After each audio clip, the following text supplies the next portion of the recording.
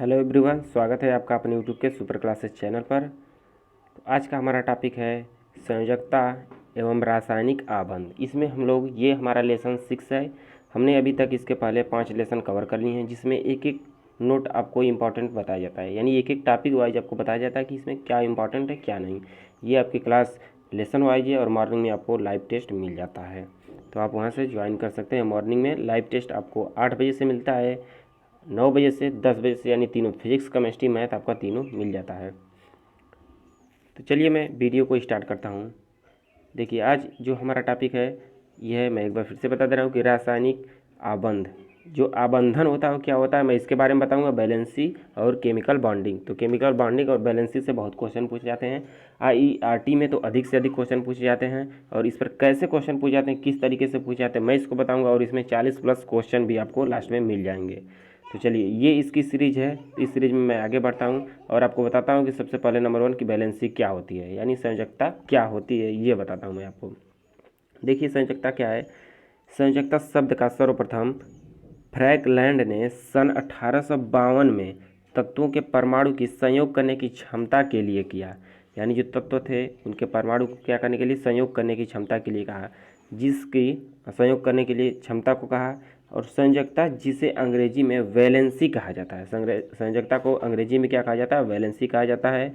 ये उत्पत्ति इसकी कहाँ हुई थी, ये जो है लैटिन भाषा के वैलेंटिया नामक शब्द से हुआ था, जिसका अर्थ होता है क्षमता या सामर्थ्य होता है। इस बात को ध्यान में रखिएगा, इसका अर्थ क्या होता है, क्षमता या सामर्थ्य होता है।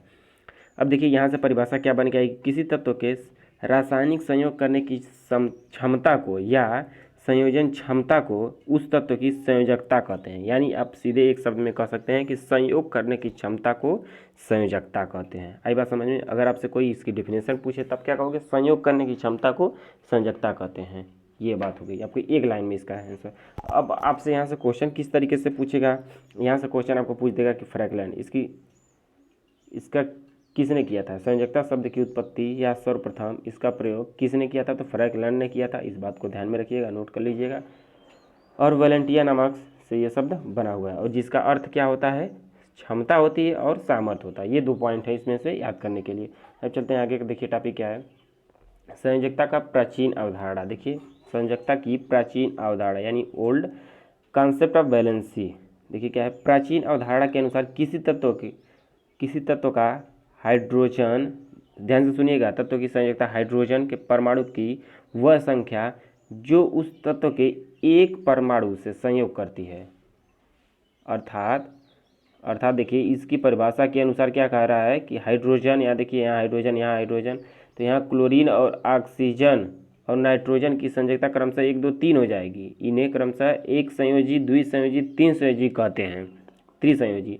तो इसका मतलब क्या है, मैं आपको बताता हूँ कि ये इस अवधारणा के अनुसार क्या है कि जैसे देखिए HCl है, HCl तो इसके पास जितने हाइड्रोजन होंगे उतने इसकी संयोजकता हो जाएगी। तो इसके पास कितने हाइड्रोजन है, HCl में कितने हाइड्रोजन, 1, तो इसकी संयोजकता 1 हो जाएगी।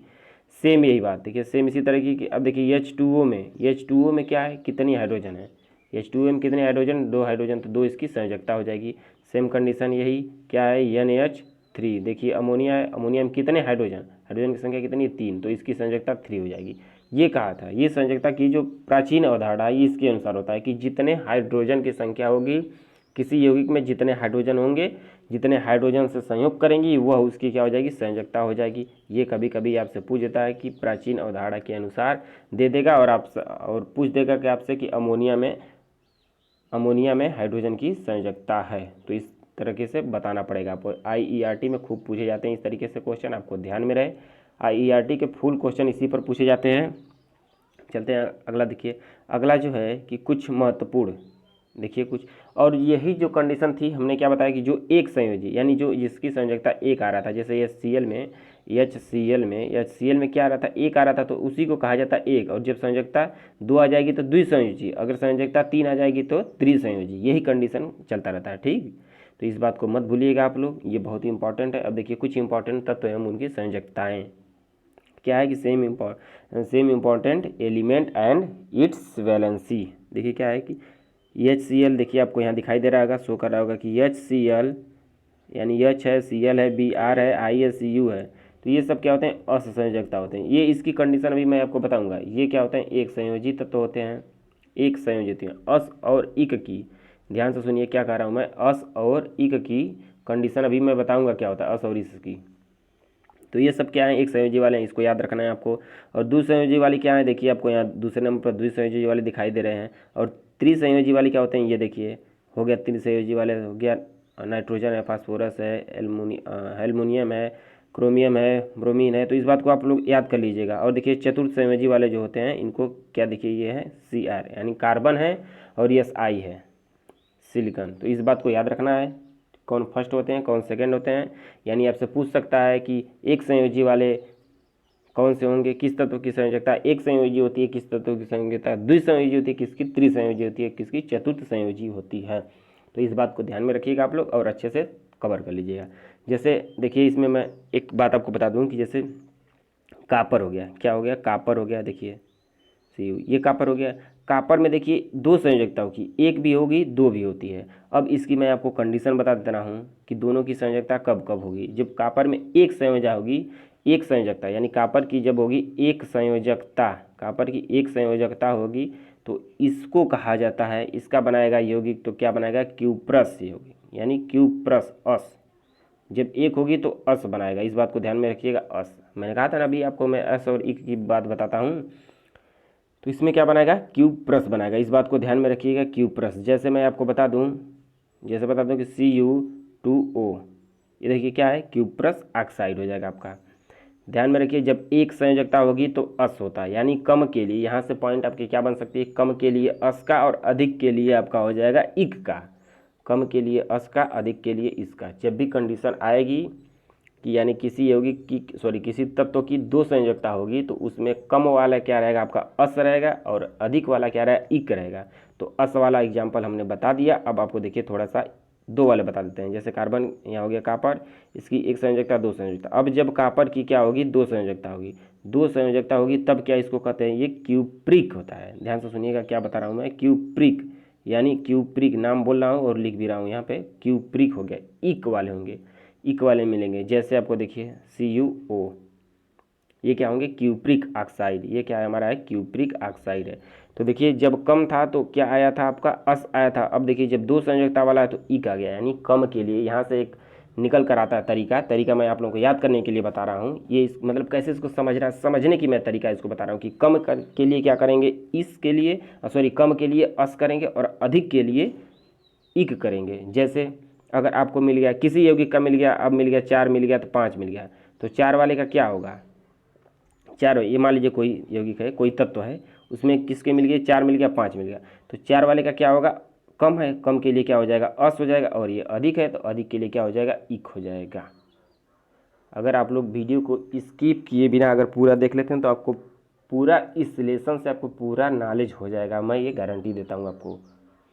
चलिए देखिए अब इसमें देखिए कुछ कंडीशन और होती है, मैं उसको बता दे रहा हूँ। जैसे कि आपका देखिए कापर का तो मैंने बता ही दिया था। इसी तरीके से क्या होता है, पारा Hg जो होता है इसके भी दो होते हैं, एक इसकी +1 है, यानी एक होती है, एक क्या होती है, दो होती है, दो संयोजकता। एक भी होती है, दो भी होती है, इसकी भी, किसकी भी, Hg यानी पारा की। तो इसका क्या होता है कि जब एक बनाते हैं, इसका भी एक बनाएगा तो क्या होगा, अस वाले हो जाएंगे, दो अधिक के लिए क्या होगा इक वाला होगा। तो इस बात को ध्यान में रखिएगा, इस बात को ध्यान में रखिएगा। मैं इसका एग्जांपल आपको दे दूं कि Hg2Cl2 जब ये बनाएगा तो क्या होगा, मर्क्यूरस क्लोराइड, ये अस वाले होंगे, इसके लिए क्या हो जाएगा आपका HgCl2 हो जाएगा, मर्क्यूरिक हो जाएगा, यही रिक हो जाएगा और अस हो जाएगा। देखिए यही होते हैं, यही अंतर होता है। इसी तरह के आपके मिल जाएंगे Fe में, आयरन में भी मिल जाते हैं, इसमें भी होती है संयोजकता, इसकी दो होती है, तीन होती है। तो कम के लिए क्या हमने बताया, अब ये भी आपको कम के लिए बताया अस, और अधिक के लिए क्या हमने बताया इक बताया। तो इस बात को नोट कर लीजिएगा कि कम वाले क्या होंगे अस होंगे, और इसको अस और इक कैसे लिखेंगे, जैसे ये फेरस हो गया तो फेरस अस हो गया, और ये क्या होगा इक वाला होगा तो फेरिक होगा। इस तरीके से नाम इसका होता है। तो इस बात को ध्यान में रखिएगा आप लोग, बहुत ही इंपॉर्टेंट टॉपिक है। अब देखिए इसी पर कैसे क्वेश्चन पूछे जाएंगे, अभी मैं आपको 40+ क्वेश्चन इसमें है, अभी आपको मैं कराऊंगा 40+ क्वेश्चन। देखिए क्या है, इसके बाद देखिए आपका सल्फर हो गया, सल्फर हो गया, तो इसमें भी क्या होता है, सल्फर में भी क्या होता है, 2 होते हैं, 4 होते हैं, 6 होते हैं, 3, 5, ये सब इसके कंडीशन होते हैं, ये सब दिखाते हैं। तो इस बात को ध्यान में रखिएगा आप लोग।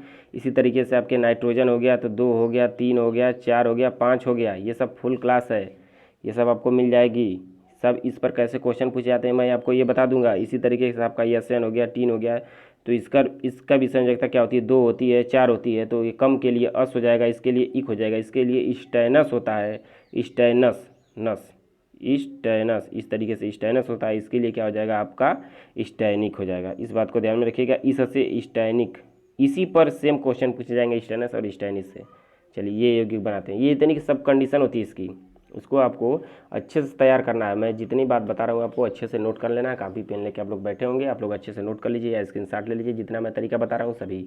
अब देखिए क्या है संयोजकता का, ये क्या था, इसके पहले क्या थी, कौन सा था, ये प्राचीन अवधारणा थी। अब इसके बाद क्या आ गई, आधुनिक सिद्धांत आ गया। तो आधुनिक यानी मॉडर्न थ्योरी ऑफ वैलेंसी। देखिए क्या है, इसका किसने किया था प्रतिपादन, कोसल और लुईस ने किया था। इसको किसके आधार पर, इलेक्ट्रॉनिक के आधार पर नए सिद्धांत दिए, जिसके संयोजकता का इलेक्ट्रॉनिक सिद्धांत भी कहा जाता है। इलेक्ट्रॉनिक सिद्धांत पूछ दे तो क्या है, इसके प्रतिपादन कौन किया था, कोसल और लुईस ने, यहाँ से बन जाएगा। और जो संयोजकता होती है, आधुनिक जो संयोजकता होती है किसके, इलेक्ट्रॉनिक विन्यास के आधार पर होती है। मैं इसके बात को एक एक तरीके को मैं बताता हूँ कि किस तरीके की होती है आधुनिक वाली। आधुनिक वाली किस तरीके की होती है, इलेक्ट्रॉनिक विन्यास पर कैसे निर्भर करती है, मैं ये आपको बता दे रहा हूँ। देखिए किसी तत्व की संयोजकता, किसी तत्व की संयोजकता उसके परमाणु के बाह्यतम कोश में उपस्थित इलेक्ट्रॉनों की संख्या पर निर्भर करती है। जो बाहरी कोश में इलेक्ट्रॉन होते हैं उसी पर निर्भर करती है। जैसे मैं आपको एग्जांपल बता दूं, जैसे किसी का देखिए हमने ले लिया, ये सोडियम ले लिया, इसका इलेक्ट्रॉनिक विन्यास ये 11 होता है, 1s2 और 2s2 2p6 और 3s1, यानी इसका क्या मिल गया आपको, 2,8,1 मिल गया। यह बाहरी कोश में, यही इसकी इलेक्ट्रॉनिक संयोजकता होगी। कोई पूछ देगा आपसे सोडियम, तो सोडियम का क्या हो गया, इलेक्ट्रॉनिक विन्यास करेंगे, खटक से बताएंगे 1 होती है इसकी संयोजकता। बस यही, इतना सिंपल है सब। देखिए अगला पॉइंट क्या है कि उत्कृष्ट यानी जो नोबेल गैस होती हैं अस्थाई इलेक्ट्रॉनिक विन्यास अर्थात बाह्यतम कोश में 8 इलेक्ट्रॉन की उपस्थिति हीलियम के अतिरिक्त यानी इसको छोड़कर के कारण लगभग निष्क्रिय गैस होती है, अर्थात इनकी अन्य तत्वों के साथ संयोजन करने की क्षमता जो होती है बहुत कम होती है। मैं आपको फिर से बता दे रहा हूँ, मैं आपको इसके पहले एक बार बताया था, उसमें क्वेश्चन भी हमने कराया था कि ये देखिए जो जितने अक्रिय गैस होते हैं वो किसी से क्रिया नहीं करते हैं। जेनान क्या होता है, ये कभी कभी अपने ऑक्साइडों के साथ क्रिया कर लेती है, कभी कभी अपने ऑक्साइडों के साथ क्रिया कर लेती है। इस बात को ध्यान में रखिएगा आप लोग, बहुत ही इंपॉर्टेंट टॉपिक है, सब मज़ेदार टॉपिक है। अगला देखिए क्या है कि अन्य सभी, ध्यान सुनिएगा, अन्य सभी तत्वों के बाह्यतम कक्ष में 8 इलेक्ट्रॉन से कम उपस्थिति के कारण ये अन्य परमाणुओं के साथ इलेक्ट्रॉनों की साझेदारी तथा स्थानांतरण द्वारा 8 इलेक्ट्रॉन प्राप्त करते हैं। इस नियम को अष्टक नियम भी कहा जाता है। क्या करते हैं, अगर ये मान लीजिए हमारा ये सोडियम है, यहाँ क्या है Cl है, तो इसमें अगर 8 इलेक्ट्रॉन है तो इसमें भी 8 इलेक्ट्रॉन, ये प्रयास करेगा 8 इलेक्ट्रॉन होने के लिए, ये भी प्रयास करेगा 8 इलेक्ट्रॉन होने के लिए, और इसी को क्या कहते हैं, अष्टक नियम कहते हैं, स्थानांतर कहते हैं, मतलब इससे बदलते रहते हैं, तो यही कंडीशन कहलाती है। देखिए नेक्स्ट अगला देखिए जो बहुत ही इंपॉर्टेंट है, अगला पॉइंट क्या है कि परमाणु अस्थायी इलेक्ट्रॉनिक विन्यास निम्न प्रकार प्राप्त कर सकते हैं। अब देखिए ये जो इलेक्ट्रॉनिक विन्यास प्राप्त करते हैं किन किन तरीकों से प्राप्त करते हैं, इसमें 3 कंडीशन होती है, 3 कंडीशन होती है, यानी बॉन्डिंग की क्या होती है, 3 कंडीशन होती है। देखिए कैसे होते हैं कि पहला कंडीशन है कि इलेक्ट्रॉनों के स्थानांतरण द्वारा, और दूसरी कंडीशन है इलेक्ट्रॉनों की साझेदारी द्वारा, और तीसरी कंडीशन है इलेक्ट्रॉनों की ऐसी साझेदारी जिसमें साझे के दोनों इलेक्ट्रॉन किसी एक ही परमाणु द्वारा दिए जाएं, किसी एक ही परमाणु द्वारा दिए जाएं। और जो स्थानांतरण यानी आपको 3 तरीके से आप दे सकते हैं, इलेक्ट्रॉन एक दूसरे को क्या करते हैं 3 तरीके से दे सकते हैं। पहला कंडीशन क्या है, इलेक्ट्रॉनों का स्थानांतरण, और दूसरी कंडीशन क्या है, इलेक्ट्रॉनों की साझेदारी, तीसरी कंडीशन है कि इलेक्ट्रॉनों की ऐसी साझेदारी हो जिसमें साझे के 2 इलेक्ट्रॉन किसी एक ही परमाणु द्वारा दिए जाएँ। और जो पहली कंडीशन हमारी होती है, पहली कंडीशन इलेक्ट्रॉनों के स्थानांतरण द्वारा, उसी को कहते हैं वैद्युत संयोजकता या आयनिक संयोजकता। आयनिक या तो वैद्युत या तो आयनिक संयोजकता कहते हैं, इसको नोट कर लीजिए। और जो दूसरी कंडीशन होती है हमारी, इसी को कहते हैं सहसंयोजकता कहते हैं। और तीसरी कंडीशन जो होती है वो होती है उपसहसंयोजकता होती है। इस कंडीशन को मैं एक एक कंडीशन को आपको बारी बारी से बताऊंगा, आपको ध्यान में रखना है। सभी कंडीशन बहुत ही इंपॉर्टेंट है, आपको पॉलिटेक्निक और IERT इंट्रेंस एग्जाम से बहुत ही इंपॉर्टेंट है, इस बात को ध्यान में रखिएगा। इससे तो आपको क्वेश्चन हर साल पूछे जाते हैं। देखिए अब कैसे पूछे जाएंगे, क्या पूछे जाएंगे, मैं आपको बता दे रहा हूँ। ये सभी पॉइंट मैं आपको एक एक से बता दे रहा हूँ और अच्छे तरीके से। पहली पॉइंट देखिए, पहला मैं बता रहा हूँ कि इलेक्ट्रॉनों के स्थानांतरण द्वारा, यानी क्या, वैद्युत। पहली कंडीशन है वैद्युत है, तो वैद्युत के बारे में बताता हूँ। वैद्युत संयोजकता होती है जिसे आयनिक संयोजकता भी कहते हैं, या आयनिक, इस बात को नोट करिएगा, आयनिक संयोजकता भी कहते हैं इसको, वैद्युत संयोजकता या आयनिक संयोजकता। देखिए वैद्युत में क्या होता है, कंडीशन क्या होती है, जैसे हमने कहा दिया कि इसमें क्या कहा गया आपसे कि इलेक्ट्रॉनों का स्थानांतर। देखिए इलेक्ट्रॉन स्थानांतर कैसे करते हैं, मैं आपको ये बता दे रहा हूँ। जैसे ये देखिए Na हो गया, Cl हो गया। अब बताइए इसके पास कितने इलेक्ट्रॉन बिना, इसका करेंगे तो 1 2 3 4 5, बायकोष में कितने होते हैं, इसके बायकोष में, सोडियम के बायकोष में और क्लोरीन के बायकोष में। सोडियम के बायकोष में इलेक्ट्रॉनों की संख्या 1 हो गई, और इसकी बताइए कितनी होती है, 1 2 3 4 5 6 7 होती है, 7 होती है इसमें। तो ये क्या करता है, एक इसके पास दे देता है, यानी इसका होता कितना है, 2 8 1 होता है, इसका क्या होता है 2 8 2 8 7 होता है। इसको भी 8 चाहिए, यानी इस वाले को भी 8 चाहिए, इस वाले को भी 8 चाहिए। तो क्या करेगा, एक इनके पास दे देगा, यहाँ जाएगा तो ये 8 हो जाएंगे, और इनका क्या होगा, 8 ही रह जाएगा, 2 8 ये बच जाएंगे। तो इसी तरीके से क्या करता है, ये इनका स्थानांतरण हो जाता है, इलेक्ट्रॉन का स्थानांतरण होता है। ध्यान से सुनिएगा, स्थानांतरण का मतलब एक स्थान से दूसरे स्थान जाना, ये बात समझिएगा। स्थानांतरण का मतलब क्या होगा, एक स्थान से दूसरे स्थान तक जाना होगा। अगर जब साझेदारी की बात आएगी तो जितना हम देंगे उतना तुम दोगे, ये कंडीशन आ जाएगी, यानी हम तुम वाली कंडीशन आ जाएगी किसमें, साझेदारी की, जो कि होता है सहसंयोजक होते हैं। इस बात को ध्यान में रखिए। स्थानांतरण सीधे सीधे तो यानी एक यहाँ से उठ के जाएगा, इसके पास जाएगा और वह वहीं रह जाएगा, अदला बदली नहीं होगी, ये केवल स्थानांतरण होता है, इसको कहते हैं।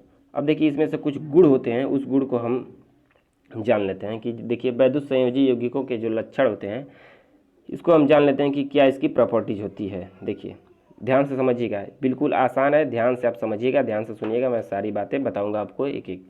पहली पॉइंट देखिए कि ये जल में विलय होते हैं। देखिए मैंने आज सुबह ही पढ़ाया था आपको, जल में विलय क्या क्या होते हैं, क्या क्या नहीं, इस पर क्वेश्चन आए थे, तो आप इसको ध्यान से समझ लीजिएगा कि क्या क्या होते हैं विलय, क्या नहीं होते हैं, इस बात को नोट कर लीजिएगा। आप लोग नोट करते जाइए कि ये जल में विलय होते हैं, परंतु क्या जल में, वैद्युत, जितने वैद्युत संयोजी होंगे, वैद्युत संयोजकता जिन यौगिक के अंतर्गत होगी, वो क्या होते हैं, जल में विलय होते हैं, यानी जल में मिल जाते हैं, घुल जाते हैं। सीधे सीधी बात क्या है, जल में घुल जाते हैं।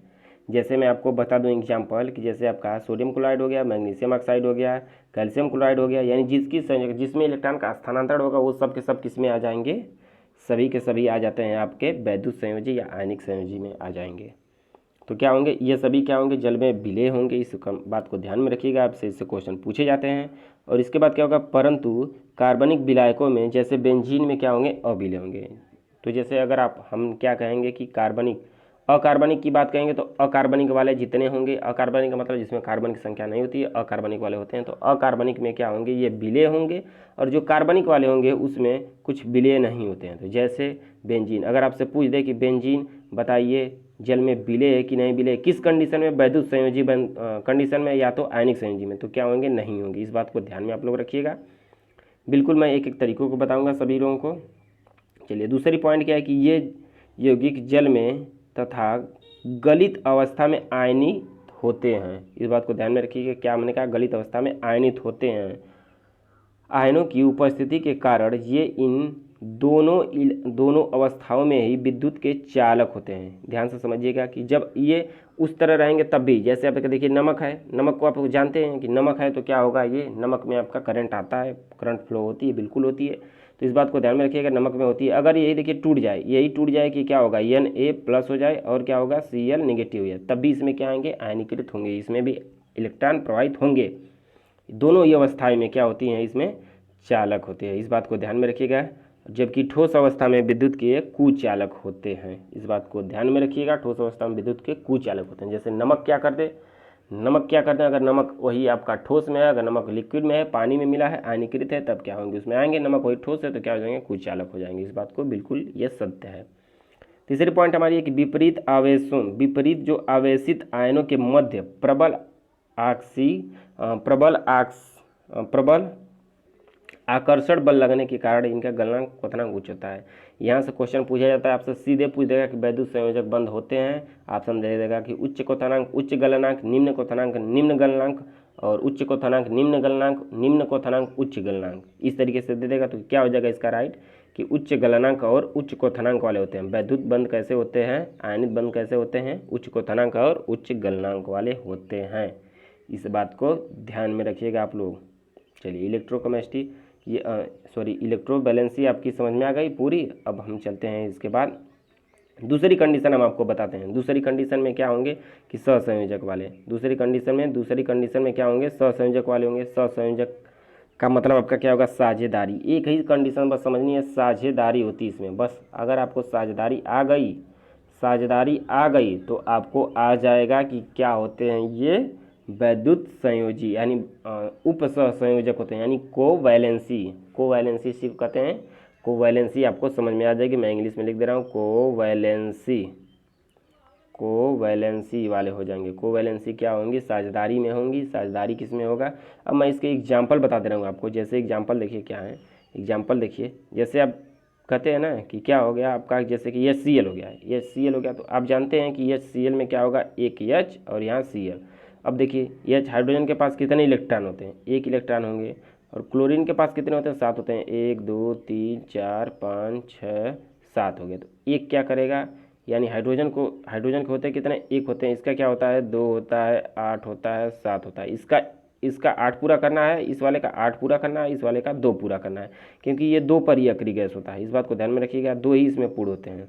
तो ये क्या करेगा, एक इसको दे देगा और एक इसको ले लेगा, यानी क्या होंगे ये देखिए, इसका अगर सही तरीके से मैं बनाऊँ, सही तरीके से इसका अगर स्ट्रक्चर करूँ तो देखिए ये कुछ इस तरीके से होगा, 1 2 3 4 5 6 7, ये कुछ इस तरीके से होगा, इस तरीके से जाएगा। आप जानते हैं, जो कि बखूबी आप जानते हैं इसको, इस तरीके से होगा। तो ये सब किस में आते हैं, बराबर की। देखिए एक दिया भी एक लिया भी, जब एक दिया एक लिया यानी साझेदारी हुई तभी ना, एक दिया एक लिया। जब एक दिया एक लिया तो कौन से हो जाएंगे, कोवैलेंसी हो जाएगी आपकी, सहसंयोजकता हो जाएगी, कोवैलेंसी हो जाएगी। और चलिए इसके बारे में कुछ जान लेते हैं। जैसे सहसंयोजकता के जो लक्षण होता है, यौगिकों का जो लक्षण होगा वो हम बता दें कि ये जल में क्या होते हैं, अल्प विलेय तथा कार्बनिक विलायकों में विलेय होते हैं। ये क्या करेंगे आपका, ये जल में क्या होंगे, अल्प विलेय मतलब कम विलेय होते हैं, और कार्बनिक विलायकों में विलेय होते हैं। ये कार्बनिक का मतलब जिनमें कार्बन होता है उनमें क्या होंगे, ये सीधे सीधे तरीके से घुल जाते हैं, और जो अकार्बनिक वाले होते हैं उसमें कम विलेय हो गए, कुछ ही होते हैं, और ये विलित आयनीकृत नहीं होती हैं। इनको क्या करते हैं, ये आयनीकृत नहीं होते हैं। जैसे आपका HCl है, HCl जल में घोलेंगे तो आयनीकृत नहीं होता है, इस बात को ध्यान में रखिएगा, आयनीकृत नहीं होता है। और इनका गलनांक क्वथनांक क्या होता है, सामान्य होता है। उसमें क्या हो रहा था कंडीशन कि उच्च हो रहे थे, इसमें क्या हो रहा है, सामान्य हो रहा है। और ये विद्युत के क्या होंगे, कुचालक होंगे, विद्युत के कुचालक होंगे, इसमें प्रभावित नहीं होती। ये त्रिविमीय समायोज्यता प्रदर्शित करते हैं। ये आपसे क्वेश्चन पूछ देता है, IERT में पूछेगा क्वेश्चन इस तरीके से कि ये त्रिविमीय समायोज्यता प्रदर्शित करते हैं। आपको ऑप्शन मिल जाएगा कि वैद्युत बंध, आयनिक बंध, सहसंयोजक बंध और उप सहसंयोजक बंध। तो क्या होगा राइट आंसर आपका, सहसंयोजक बंध होगा। इसी तरीके से आपसे पूछे जाएंगे। और तीसरी कंडीशन देखिए, तीसरी कंडीशन क्या होती है, उप सहसंयोजक यानी कोऑर्डिनेट वैलेंसी। देखिए कोऑर्डिनेट वैलेंसी कैसे दिखाते हैं आपको, कोऑर्डिनेट वैलेंसी क्या होती है, इसको कैसे, यानी इसका हम एग्जाम्पल बताते हैं आपको, सीधे डायरेक्ट इसका एग्जाम्पल बताते हैं। इसमें क्या होता है, इलेक्ट्रॉन दो, इसमें क्या होती है कंडीशन, इस बात को आप लोग ध्यान में रखिएगा कि इसमें क्या होता है कि इलेक्ट्रॉन की ऐसी साझेदारी होती है जिसमें साझे का इलेक्ट्रॉन किसी एक ही परमाणु द्वारा दिए जाए। साझे का इलेक्ट्रॉन क्या करिए, किसी एक ही परमाणु द्वारा दिए जाए। जैसे मैं आपको एग्जांपल दे दूं कि SO4S दे दूं या H2SO4 ये दे दूं, तो इसमें देखिए क्या होता है, H2SO4 का मैं यहाँ थोड़ा फिगर बना रहा हूँ, ड्रा कर रहा हूँ, इस बात को ध्यान में रखिएगा। H2SO4 का तो सल्फर बीच में होता है आपका, ऑक्सीजन यहाँ होगा, ऑक्सीजन होगा, यहाँ ऑक्सीजन, यहाँ ऑक्सीजन, आपका इधर हाइड्रोजन कर ले रहा हूँ और एक इधर हाइड्रोजन कर रहा हूँ, पूरा हो गया। तो इसमें क्या होता है देखिए आपको बराबर, यानी यहाँ इसके तो बराबर बना लेते हैं, यहाँ इसके बराबर बना लेते हैं, यानी इसकी कंडीशन क्या हो जाती है, बराबर हो जाती है। इन दोनों की कंडीशन क्या होती है, बराबर होती है।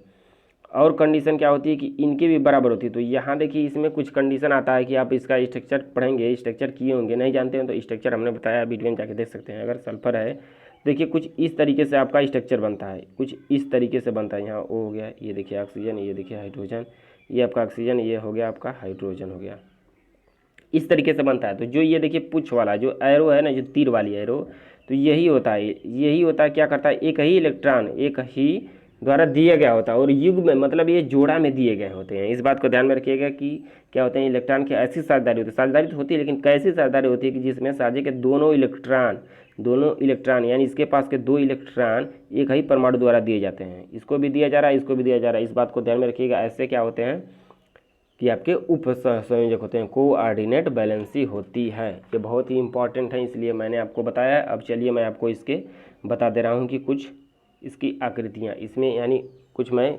आकृतियाँ बता दे रहा हूँ कि सहसंयोजक यौगिक की आकृति बता दे रहा हूँ मैं आपको। एक आकृति देखिए आपको IERT में पूछी जाती है। देखिए अमोनिया क्या है, और आपको कोण पूछे जाते हैं। क्या पूछे जाते हैं? कोण भी पूछे जाते हैं। तो देखिए आकृति क्या होगी, अमोनिया की कैसी होती है, पिरामिडी होती है। इसका अंश देखिए कितना होता है, कोण होता है।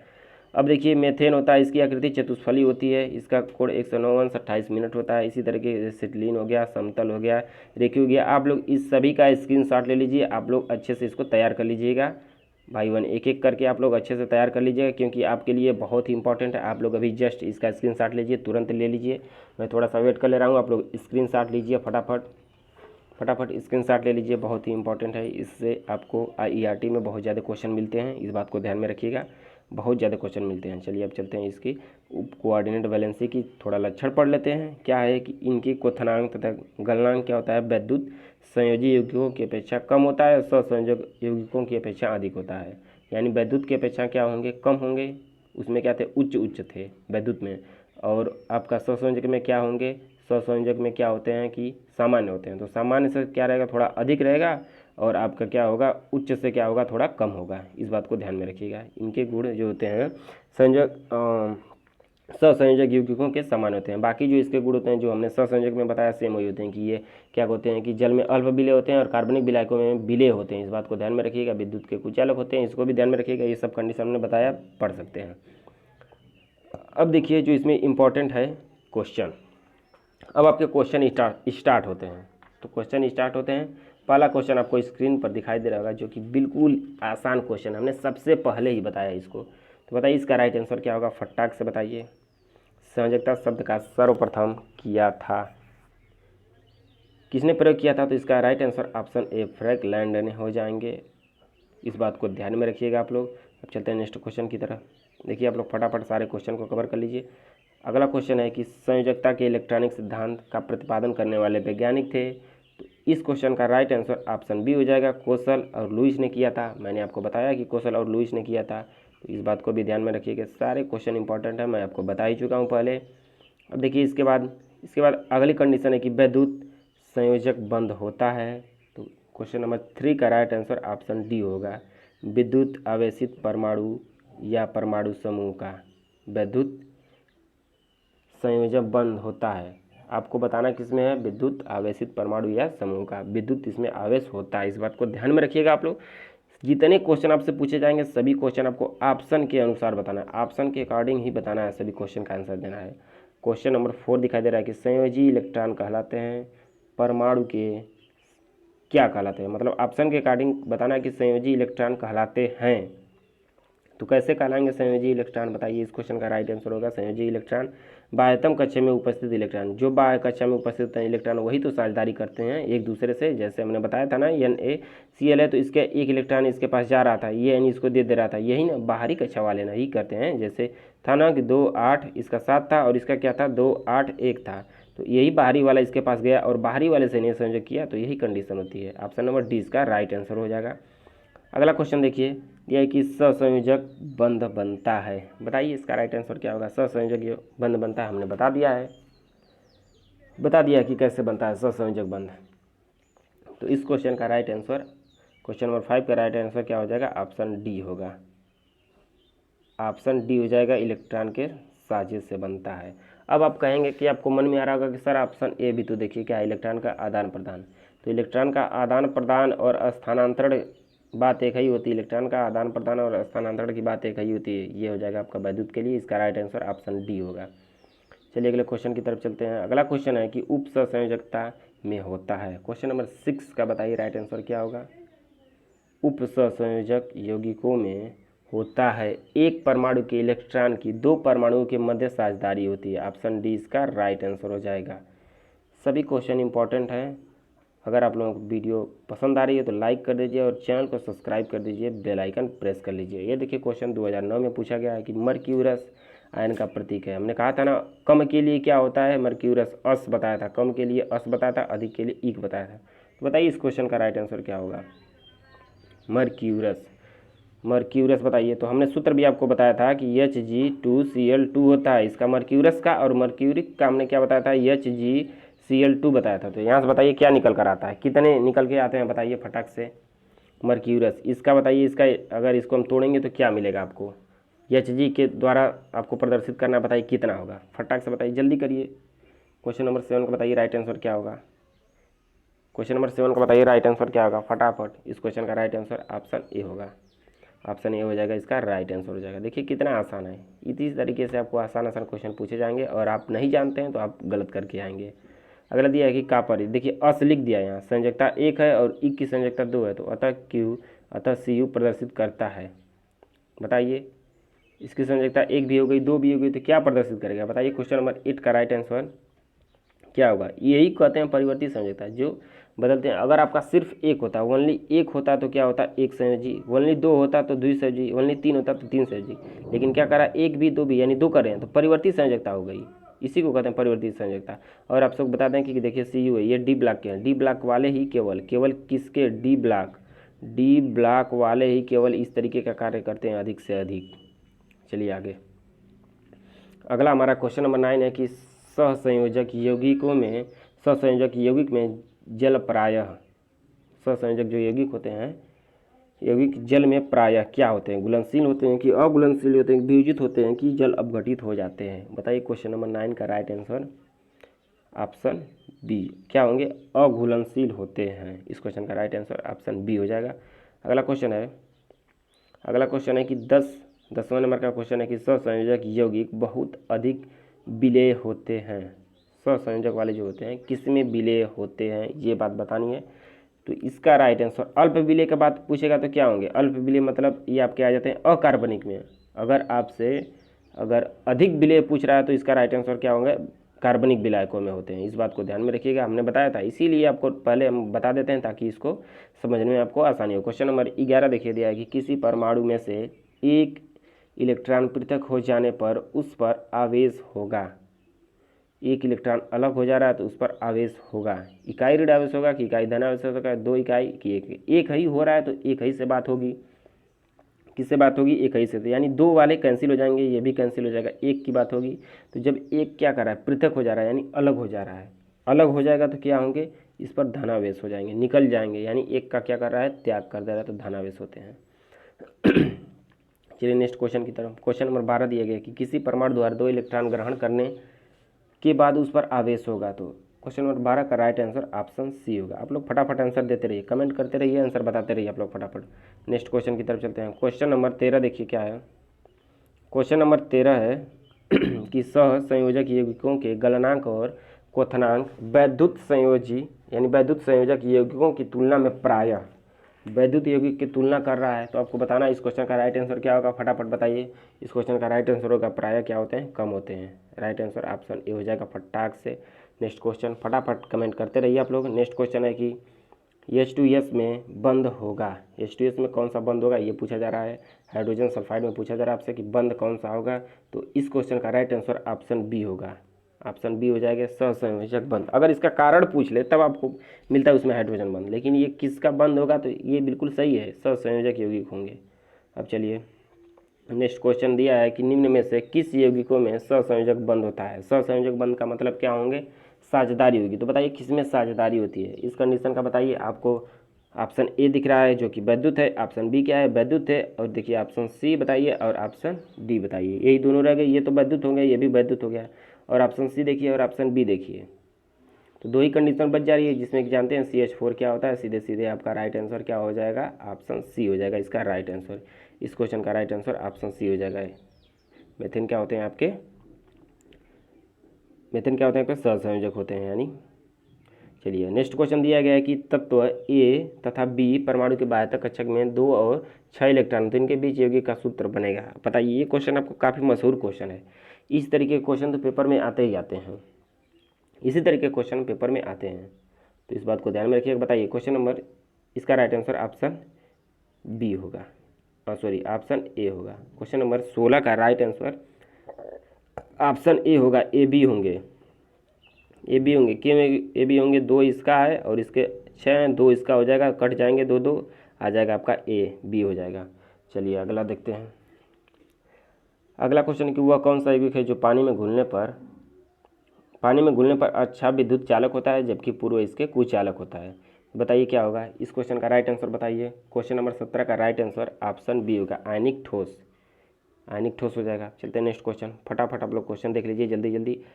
अगला क्वेश्चन है कि आयनिक बंध बनने की शर्त है कि, ऑप्शन के अकॉर्डिंग बताना है। बताइए क्वेश्चन नंबर 18 का राइट आंसर ऑप्शन डी हो जाएगा, किसी एक परमाणु की आनयन ऊर्जा कम हो, ये कंडीशन होती है। अगला क्वेश्चन है कि सोडियम क्लोराइड में बंद होगा, सोडियम क्लोराइड में बंद होगा, इस क्वेश्चन का राइट आंसर बताइए। सोडियम क्लोराइड NaCl जो कि सूत्र होता है इसका, बताइए फटाक से इसका राइट आंसर क्या होगा। ऑप्शन बी हो जाएगा, विद्युत बंद या तो आयनिक बंद दिया रहे तो वो भी हो जाएंगे। नेक्स्ट क्वेश्चन पर, ससंयोजी यौगिकों की तुलना में वैद्युत संयोजी यौगिक के सामान्य होते हैं, क्या होते हैं सामान्य, ये बताना है आपको। तो बताइए इस क्वेश्चन का राइट आंसर। क्वेश्चन नंबर 20 का राइट आंसर ऑप्शन ए होगा। जल्दी फटाफट आप लोग आंसर बताते रहिए। नेक्स्ट क्वेश्चन दिया है कि आवर्त सारणी में समूह दिया गया है आपका 4th A तथा तत्व कार्बन है। इसका इलेक्ट्रॉनिक विन्यास करने पर 2,4 है, इसलिए कार्बन को अस्थायी विन्यास प्राप्त करना चाहिए। क्या करना चाहिए? 4 इलेक्ट्रॉन साझा करके करना चाहिए, 4 इलेक्ट्रॉन प्राप्त करके, 4 इलेक्ट्रॉन खोकर, और इनमें से कोई नहीं। बताइए इस क्वेश्चन का राइट आंसर क्या हो जाएगा। ऑप्शन ए, 4 इलेक्ट्रॉन का साझा करके होना चाहिए। अब चलते हैं अगले क्वेश्चन की तरफ। अगला क्वेश्चन आपको देखिए दिया है, पूछ रहा है कि अणुओं में कौन कौन आयनिक बंध हैं। जो आपको अणु दिखाई दे रहे हैं इसमें से पूछ रहा है कि कौन कौन से आयनिक बंध हैं। तो बताइए आयनिक बंध का मतलब वैद्युत वाले हो जाएंगे। तो हमने पहले ही आपसे कहा था कि आयनिक का मतलब क्या होता है, वैद्युत होता है। तो बताइए इस क्वेश्चन का राइट आंसर ऑप्शन बी होगा, ऑप्शन बी इसका राइट आंसर हो जाएगा। सिर्फ यही क्या होंगे, आपके वैद्युत बंध होंगे। नेक्स्ट क्वेश्चन, अगला क्वेश्चन कि निम्न में से किस में ससंयोजक बंध एवं आयनिक बंध दोनों होते हैं, यानी किस में दोनों बंध होते हैं, ये आपसे पूछा जा रहा है। तो बताइए इस क्वेश्चन का, ये भी काफ़ी इंपॉर्टेंट क्वेश्चन है। क्वेश्चन ये 2007 में पूछा गया क्वेश्चन है। तो बताइए क्वेश्चन नंबर 23 का राइट आंसर ऑप्शन डी होगा, सोडियम हाइड्रॉक्साइड। सोडियम हाइड्रॉक्साइड में क्या होता है, दोनों बंध होता है, इस बात को ध्यान में रखिएगा। कौन कौन से होते हैं, वैद्युत और सहसंयोजक दोनों होते हैं। आगे वाला क्वेश्चन है कि वह यौगिक जिसमें आयनिक और सहसंयोजक दोनों बंद होते हैं। अब बताइए इसका राइट आंसर क्या होगा। इसका राइट आंसर हो जाएगा KCl। आपको एक क्या मिल गया था, सोडियम हाइड्रॉक्साइड मिल गया था, NaOH मिला था, एक क्या मिल गया आपका, KCl मिल गया। चलिए नेक्स्ट क्वेश्चन, ये क्वेश्चन है कि किस यौगिक में सहसंयोजक बंध उपस्थित होते हैं। बताइए क्वेश्चन नंबर 25 का राइट आंसर क्या होगा, ऑप्शन डी होगा, ऑप्शन डी हो जाएगा। इसमें क्या होते हैं, सहसंयोजक बंध उपस्थित होते हैं। 25 का राइट आंसर ऑप्शन डी होगा। 26 नंबर का क्वेश्चन देखिए, दिया है कि निम्न में से उपसंयोजक यौगिक कौन सा है। तो बताइए 26 नंबर क्वेश्चन का राइट आंसर ऑप्शन ए हो जाएगा। ये होंगे सल्फर डाइऑक्साइड में क्या होता है, उपसंयोजक बंध होता है, इस बात को ध्यान में रखिएगा। अगला क्वेश्चन दिया है कि निम्नलिखित में से कौन एक वैद्युत संयोजी है। वैद्युत संयोजी यौगिक कौन सा है ये बताना है, यानी आयनिक कौन सा है ये बताना है आपको। इस क्वेश्चन का right answer option D. Question number 27 का राइट आंसर ऑप्शन डी होगा, जो कि 2011 में पूछा गया बहुत ही इंपॉर्टेंट क्वेश्चन है। आप सोच सकते हैं कि इसी तरीके से आपसे क्वेश्चन पूछे जाते हैं। NaCl में पूछ रहा है क्रिस्टल बना होता है, किसका क्रिस्टल बना होता है ये आपसे पूछा जा रहा है। तो क्वेश्चन नंबर 28 का राइट आंसर ऑप्शन सी होगा, ऑप्शन सी इस क्वेश्चन का राइट आंसर हो जाएगा। चलते हैं नेक्स्ट क्वेश्चन की तरफ। अगला क्वेश्चन है 29 नंबर का क्वेश्चन दिया गया है, पूछ रहा है कि एक धन विद्युतीय तत्व बाहरी कोश में 5 इलेक्ट्रॉन होते हैं, उसकी संयोजकता होगी। आप तुरंत बता सकते हैं, जब 5 इलेक्ट्रॉन बाहरी कोश में पूछ रहा है तो क्या होगी संयोजकता, आपकी संयोजकता यहाँ से हो जाएगी 3 होगी। इस बात को ध्यान में रखिएगा। क्वेश्चन नंबर 29 का राइट आंसर ऑप्शन डी हो जाएगा, +3 होगी। इस बात को बिल्कुल आप लोग याद रखिए, 2006 में क्वेश्चन पूछा गया है। चलते हैं अगला क्वेश्चन देखिए, 30 नंबर का क्वेश्चन है, किसी तत्व के नाभिक में 9 प्रोटॉन है तो उसकी संयोजकता होगी। नाभिक में 9 प्रोटॉन की बात कर रहा है, तो प्रोटॉन इलेक्ट्रॉन को आपको समझना पड़ेगा क्या होता है। इसके लिए आप लोग चले जाइए आपको ऊपर आई बटन में मिल जाएगा। इलेक्ट्रॉन प्रोटॉन न्यूट्रॉन निकालने के लिए कैसे होता है आपको परमाणु संरचना में मिल जाएगा। मैंने उस पर संपूर्ण डिटेल बताया, उसका ट्रिक भी बताया है, तो आपको वहाँ से मिल जाएगा। इस क्वेश्चन का राइट आंसर ऑप्शन ए होगा। अगर उस वीडियो को आप लोग देख लेते हैं तो आपको पता चल जाएगा किस तरीके से ऑप्शन ए होगा। चलते हैं नेक्स्ट क्वेश्चन की तरफ। अगला क्वेश्चन है कि हाइड्रोजन के यौगिक में प्रायः बंद होते हैं। तो हाइड्रोजन के यौगिक में प्रायः बंद होंगे, कौन सा होगा? ऑप्शन बी हो जाएगा इसका राइट आंसर, सहसंयोजक होंगे। अब नेक्स्ट क्वेश्चन देखिए, क्वेश्चन नंबर 32 है कि नाइट्रोजन अणु में है, नाइट्रोजन अणु में कौन सा बंद होते हैं? तो आपको समझना है कि कौन से होते हैं। तो इसका राइट आंसर ऑप्शन बी त्रिक बंद हो जाएगा। जैसे देखिए N2 है तो इसमें क्या होता है, नाइट्रोजन हो गया, ये नाइट्रोजन हो गया हमारा, ये 1 2 3 हो गया, 1 2 3 हो गया, इस तरीके से बनाता है ये। इस बात को ध्यान में रखिएगा, जो कि रिजल्ट इसका आता है इस तरीके से।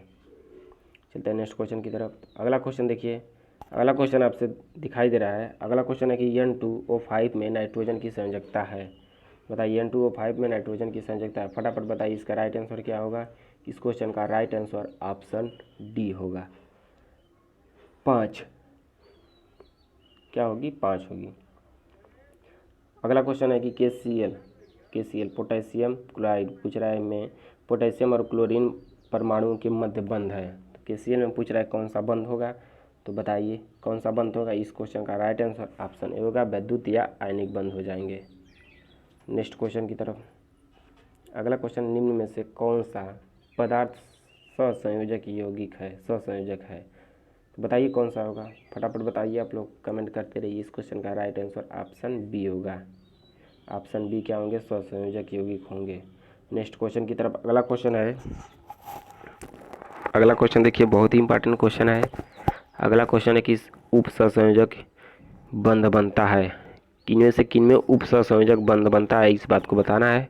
तो क्वेश्चन नंबर 36 का राइट आंसर ऑप्शन बी होगा, ऑप्शन बी हो जाएगा 36। अमोनियम क्लोराइड होता है, जो कि सूत्र इसका मैं आपको बता दूं NaH4Cl होता है। इसका राइट आंसर ऑप्शन बी होगा। चलते हैं नेक्स्ट क्वेश्चन की तरफ।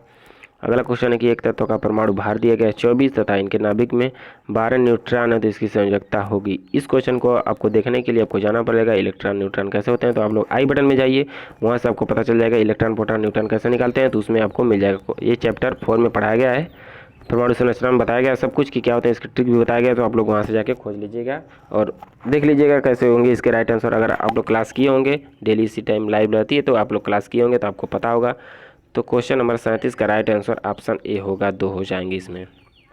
चलिए नेक्स्ट क्वेश्चन देखिए क्या है। अगला क्वेश्चन है N2 में, इसमें देखिए कुल इलेक्ट्रॉनों की संख्या भाग लेती है। तो इस क्वेश्चन का राइट आंसर आप लोग बिना सोचे बता सकते हैं, 6 होगा, क्योंकि हमने अभी बताया था। जैसे देखिए ये N हो गया, यहाँ आपका N हो गया, बताया था ये 1 2 3 हो गए, ये 1 2 3 हो गए। देखिए ये इस तरीके से अब बना रहा था ना, इस तरीके से। तो क्या होंगे, कुल इलेक्ट्रॉन कितने भाग लिए? यहाँ 3 यहाँ ले लिए और 3 यहाँ ले लिए, तो इस तरीके से 6 हो जाएंगे इस क्वेश्चन का राइट आंसर। अगला क्वेश्चन देखिए क्या है। अगला क्वेश्चन है कि सहसंयोजी यौगिकों में 2 परमाणुओं के मध्य अधिकतम सहसंयोजी बंध की संख्या होती है।